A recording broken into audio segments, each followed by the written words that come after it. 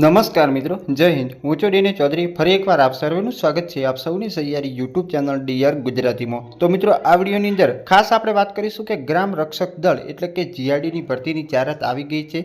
જે પણ મિત્રો જીઆરડીની ભરતીની રાહ જોઈ બેઠા હતા એમના માટે સારી એવી ખુશખબર છે.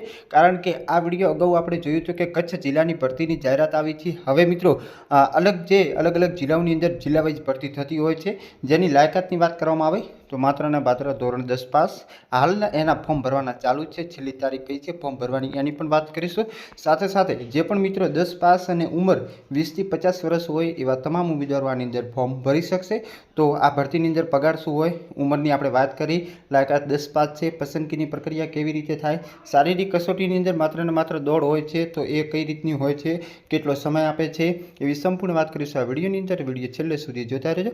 ચેનલ પર ન હોય તો સબસ્ક્રાઇબ કરી બેલ આઇકન પ્રેસ કરી દો એટલે કે જીઆરડીની અલગ જિલ્લાઓની જાહેરાત તમને આપણી ચેનલ ઉપર મળતી રહેશે. તો ચાલો વિડીયો શરૂ કરીએ. તો મિત્રો, સૌથી પહેલાં વાત કરવામાં આવે તો ભરતીની જે જાહેરાત છે એ મિત્રો ભરતી પ્રક્રિયા શરૂ કરતા પહેલાં જે સ્થાનિક અખબાર હોય અથવા તો 4 સ્થળોના નોટિસ બોર્ડ છે, યુનિટ કચેરી અને નોટિસ બોર્ડ વગેરે ઉપર તમને ભરતીનો બહોળો પ્રચાર થાય અને વધુમાં વધુ નાગરિકો હોમગાર્ડ્સ દળની અંદર સેવા આપવા ઈચ્છુક બને એ રીતે જાહેરાત કરવામાં આવે છે.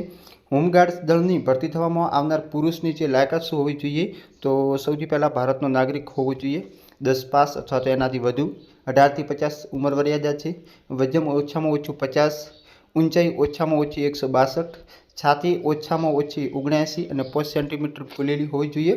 અરજદાર કોઈ પણ ગુનાહિત કૃત્ય ન કરેલ હોવું જોઈએ. અરજદાર કોઈ કોમી સંસ્થા અથવા તો સંકળા સાથે પણ જોડાયેલ ન હોવો જોઈએ.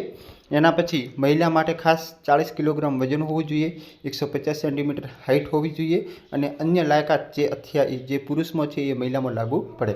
ભરતી કસોટી કઈ રીતે હોય તો સૌથી પહેલાં આ સમિતિએ ભરતી મેળામાં જે ઉમેદવારો છે એમનું શારીરિક કસોટીનું આયોજન થાય છે. એની અંદર તમારે મેડિકલ ટેસ્ટ ખાસ પાસ કરવાનો હોય છે.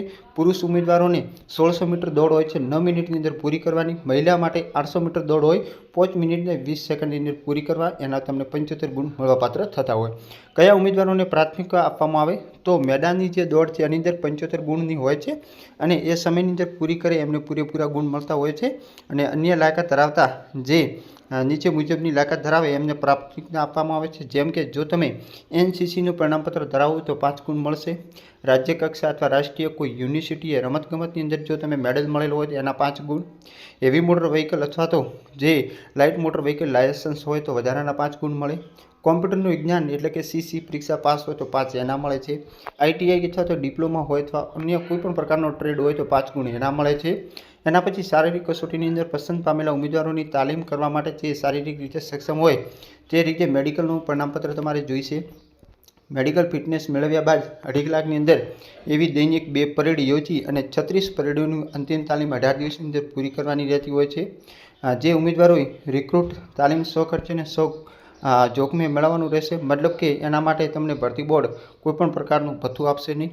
તાલીમ પૂર્ણ કર્યા પછી તમને ટર્નઆઉટ પીટી અને પદ કવાયતના વિશેષો સહિતની એક રિક્રુટ ટેસ્ટ ભરતી બોર્ડ દ્વારા લેવામાં આવશે અને રિક્રુટ ટેસ્ટની અંદર પાસ ઉમેદવારોની ભરતીની દરખાસ્ત નિયત નમૂનામાં કરતા હોય છે. એના સિવાયની અન્ય જે પ્રમાણપત્રો તમારે કયા જોઈએ તો જોઈ શકો છો. જે તમને અહીંયા આપેલા છે એ તમામ પ્રમાણપત્રો તમારે જરૂરી પડશે.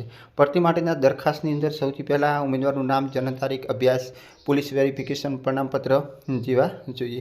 અન્ય જરૂરી સૂચના જે આપણે ખાસ અગત્યની નથી તો એ તમે તમારી રીતે જોઈ શકો છો અથવા તો તમે તમારી રીતે વાંચી શકશો. અને આ પરિપત્ર જે છે એ તમને જે આપણે ટેલિગ્રામ છે એની અંદર હું મૂકી દઈશ. તો હવે મિત્રો જોઈએ કયા જિલ્લાની જાહેરાત છે એની વાત કરીએ. તો જે નવી જાહેરાતની વાત કરવામાં આવે તો જાહેર ખબર છે રાજકોટ ગ્રામ્ય જિલ્લાના ગ્રામ રક્ષક દળના માનદ સભ્યોની ખાલી જગ્યા પર ભરતી અંગેની જાહેર ખબર. રાજકોટ ગ્રામ્ય જિલ્લા પોલીસ દળના તાબા હેઠળને તદ્દન હંગામી ધોરણે માનદ વેતનની ખાલી રહેલ ગ્રામ રક્ષક દળ પુરુષ મહિલાઓ જે ખાલી જગ્યા ભરવા માટે ભરતી પ્રક્રિયા હાથ ધરવામાં આવવા માટેની જે જાહેર ખબર આપી છે.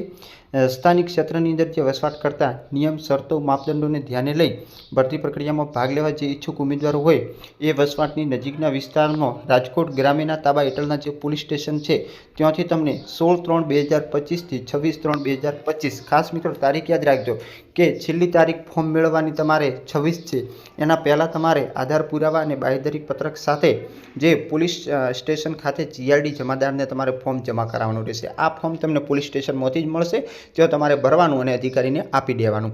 20 થી 50 વર્ષ સુધી હોવું જોઈએ. સ્થાનિક ભાષા અને તમને જે સ્થાનિક વસવાટ હોય ભરી શકશે, એટલે કે રાજકોટ ગ્રામ્ય વિસ્તાર સિવાયના લોકો ભરી શકશે નહીં.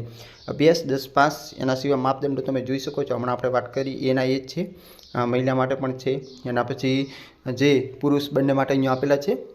તમામ ભરતી પ્રક્રિયા જે સત્તા છે એ પોલીસ અધિરક્ષક પાસે અબાધિત રહેશે. આ અંગે કોઈ પણ અન્ય જે નિર્ણય છે એ જે પોલીસ અધિરક્ષક રાજકોટ લઈ શકશે. 13/3/2025 રોજ રાજકોટની જાહેરાત આવેલી છે. છેલ્લી તારીખ 26 છે. ત્યાં સુધી તમે ફોર્મ ભરી શકશો. ફરી મળીશું નવી અપડેટ સાથે નવા વિડીયોમાં. ત્યાં સુધી જય હિન્દ, જય ભારત. અને ખાસ અન્ય જિલ્લાની માહિતી આપણે આ ચેનલ ઉપર અપડેટ કરી દઈશું જ્યારે આવશે ત્યારે.